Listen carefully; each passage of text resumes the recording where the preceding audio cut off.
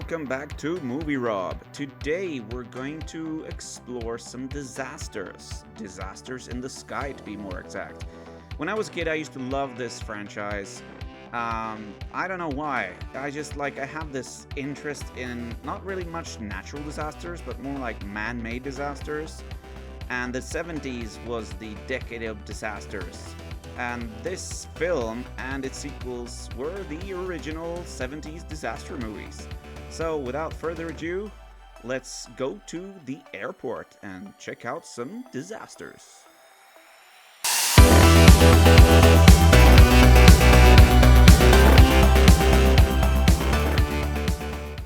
The only way you can help your family is to give me that case. Give me the case. If you do, I promise that no one on this plane will hurt you.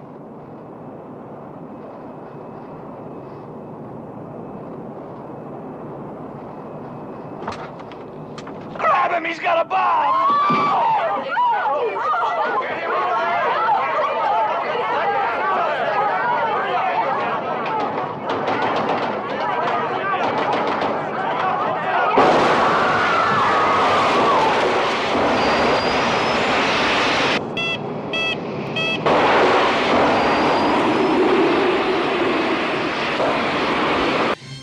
Airport, released on 5th of March 1970, was based on Arthur Haley's book, released in 1968. The film became a huge success, and it was Universal Pictures' first all-star cast movie. The film stars Burt Lancaster as the airport's manager, Dean Martin as an airline pilot, Gene Seberg as Burt Lancaster's assistant Tanya, George Kennedy as Joe Petroni, an airline technician, Jacqueline Bisset as an airline stewardess, and Helen Hayes as lovable stowaway Ada Quonset, who also went on to win the Oscar for her portrayal. The film was shot on 70mm film, which is special because it offers a significant superior cinematic experience compared to the standard 35mm film, characterized by breathtaking image clarity, incredible detail, vibrant colors, a wider aspect ratio, and a truly immersive multi-channel sound system. The film was the last score by Alfred Newman. The film was nominated for 9 Academy Awards, including Best Picture, Best Cinematography, and Best Costume Design. It was produced on a $10 million budget and made $128 million at the box office. Airport is essentially a movie about the airport manager trying to keep the airport running while having the worst snowstorm ever. And there's a lot of smaller intertwining stories that are all connected with very interesting characters. You've got the suicide bomber, you've got pilots having mistresses and affairs and stuff. So you got that human drama intertwined with the suspenseful mad bomber on board the plane scenario and the snowstorm in it and everything. So it's a really, really fun, dramatic, suspenseful movie.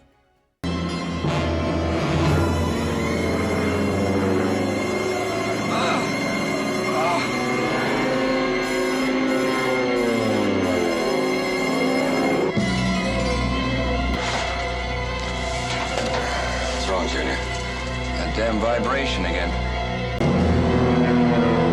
Columbia 409, the Baron is at 12:30.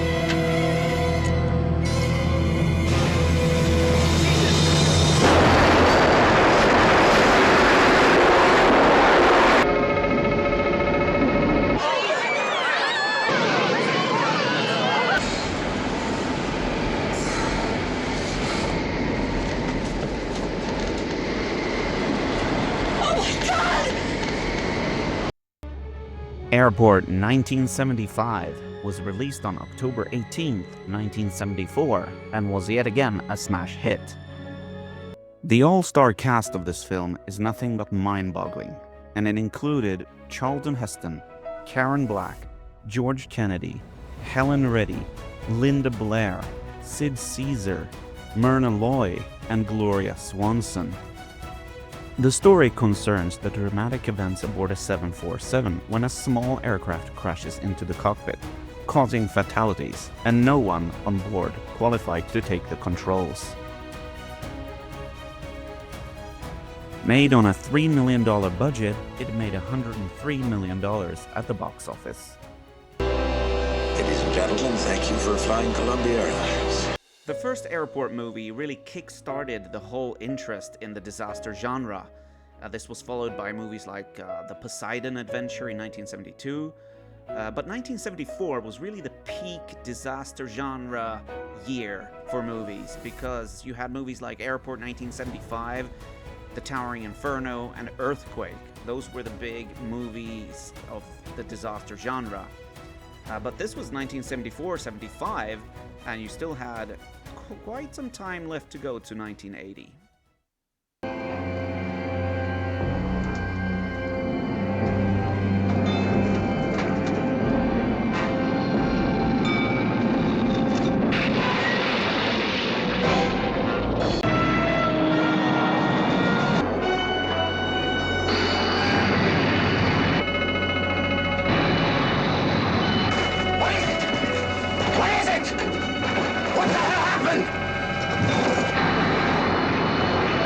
Jesus Christ.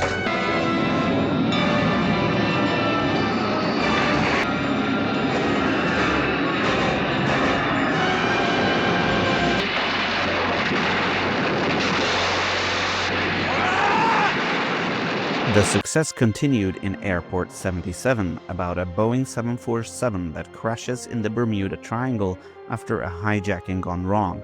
Now the surviving passengers must try to escape, all while under 200 feet of water. The successful ingredient of having an all-star ensemble cast continued.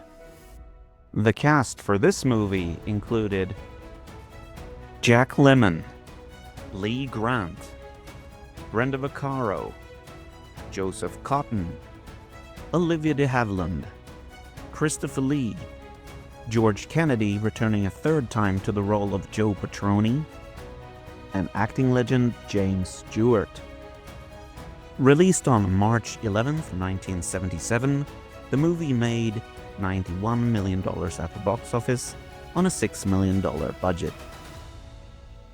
So by the end of the 1970s, the cinema-going audience were probably feeling quite drained with the disaster genre.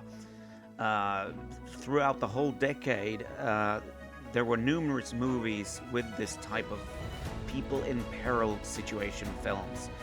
And along came a movie like Star Wars in 1977 and changed everything. It gave people something new and exciting. And so the whole disaster genre kind of was uninteresting by that point. But the studios still wanted to squeeze out a couple more. In 1978, the movie The Swarm came out, and in 1979 you had films like Avalanche, Beyond the Poseidon Adventure, and also Airport 79.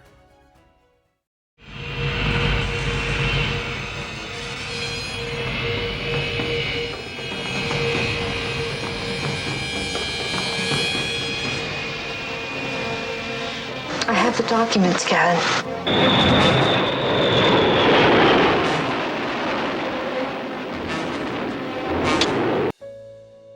The Concorde Airport 79 follows the maiden transatlantic flight of the supersonic Concorde, traveling from Washington, D.C. to Paris and onward to Moscow.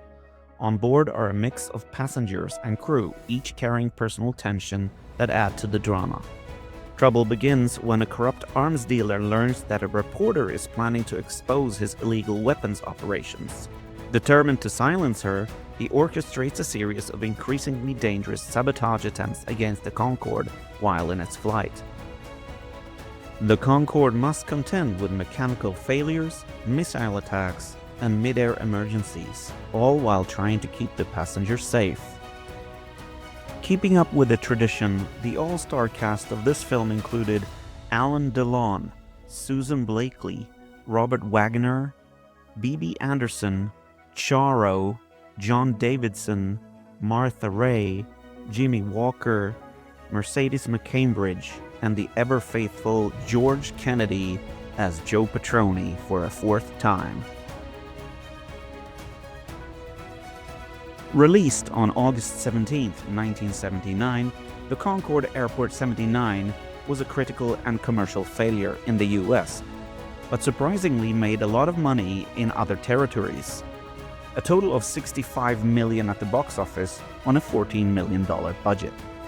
So there you have it, the history of the Airport franchise.